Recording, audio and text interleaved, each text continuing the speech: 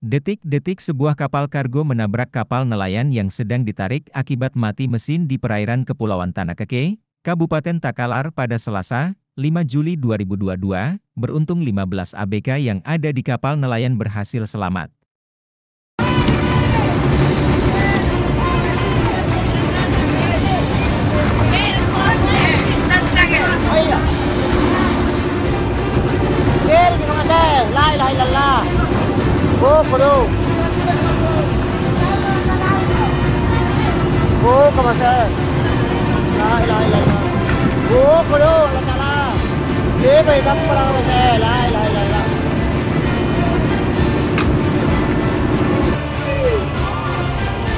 Ito kempalaan ako do.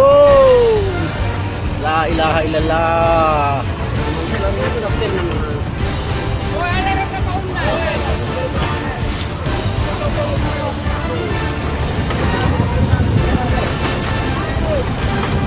La ilaha illallah bro. Kempalaan tahu gaya nanya ko dong. Hindi ko na masih na ako nila.